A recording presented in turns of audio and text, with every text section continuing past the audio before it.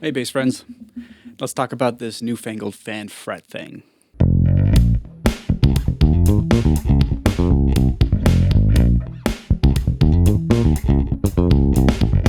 This here is a Dingwall bass, a combustion NG2 to be precise, but they make a variety of different design layouts, and it doesn't take a rocket scientist to see that this bass isn't laid out in typical bass fashion. So let's talk about Dingwall and fan frets, why they're becoming so popular, and why you might want one.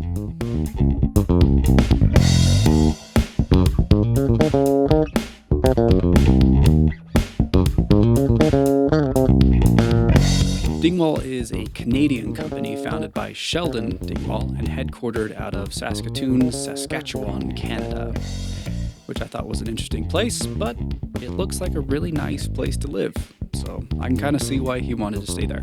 Sheldon was making guitars from his early years, and for quite some time was specializing in building and repairing guitar and bass necks specifically.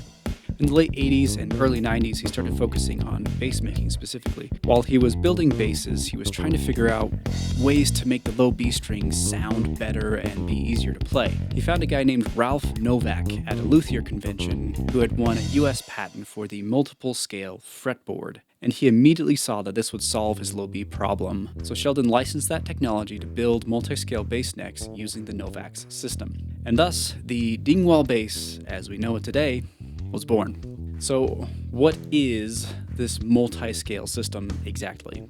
Normal basses have the same string length on every string, although technically each string is minutely different depending on how you set up your bridge, but the difference is so small that we're just going to say that it's the same for this video. The most common string length is 34 inches from the bridge to the nut, and the E string is essentially the same length as the G string. Multi-scale necks and bridges are slanted so that the lower strings are longer than the higher strings.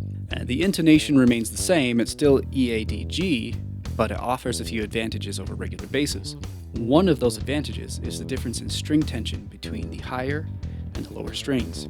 If you've ever played a 5-string bass or hear people talk about them, eventually the topic of how punchy the low B string is will come up. A good 5-string bass will have a clear, distinct sound and won't be flabby or muddy or sound indistinct. Apparently, Sheldon was never satisfied by the B string on basses, and a lot of manufacturers have tried really hard to make the B string more punchy on a regular 34-inch scale bass. And if you look at the insides of a grand piano, you'll notice that it's shaped so that the larger or lower strings are longer than the higher strings. That's because as you increase the length of the string, you have to apply more tension to it to achieve the same intonation. So a string that's longer will have to be tightened more than a shorter string to achieve the same pitch. And that extra tension gives the string more definition and sustain. Physics, it's fun that way. The fan fret system essentially does what piano makers have been doing for centuries. It makes the lower strings longer so that they sound clearer and more defined, and the higher strings are shorter so that they aren't so bright and shrill. It's a pretty nice setup, if I don't say so myself. But that's not the only reason why this fan fret system is a winner for bass. The bass is kind of a big instrument compared to guitar or other stringed instruments, and for those of us who aren't, 6 foot too tall, it can be a bit unwieldy to reach the lowest notes without contorting our arms into weird angles. It also doesn't help that we bassists spend the majority of our time playing those low notes. The traditional fret design forces us as humans to adjust our wrist posture around the instrument more than is probably good for us, as opposed to the instrument adjusting for us. So another advantage of the system is ergonomics, which is just a fancy word to mean more comfortable. The slant of the fan frets means that your wrist and elbow can stay in a more neutral position as you move up and down the fretboard. The angle of the frets aligns with the natural position that your wrist wants to be when playing in any given position. So if you're a smaller person or you're prone to repetitive strain injuries like tendonitis or carpal tunnel, basses like this can help a lot to reach those lower notes on what is essentially a long scale bass. Another advantage of these basses is that they just look really cool, in my humble opinion. If you're looking for a conversation starter, fan frets are a really great way to go for that really modern look. All in all, it's got sonic advantages, ergonomic bonuses, and a cool factor that's hard to deny. And those are pretty big wins in my book. As far as I know, Dingwall was the first to apply a fan fret system to basses. But other bass makers have looked at the popularity of the fan fret system, and they're following suit. You've got Dingwall, Ibanez, Spectre, ESP, Halo, and Hills, and these are just the ones that I could find with a quick Google search on the interwebs for fan fret basses. There are probably more. Novax himself made some fan fret basses as well. There are options out there if you don't want to pay the Dingwall premium. Dingwall, being first to market, is still arguably the best at making fan fret basses. And this comes from a guy who plays Ibanez fan fret basses all the time.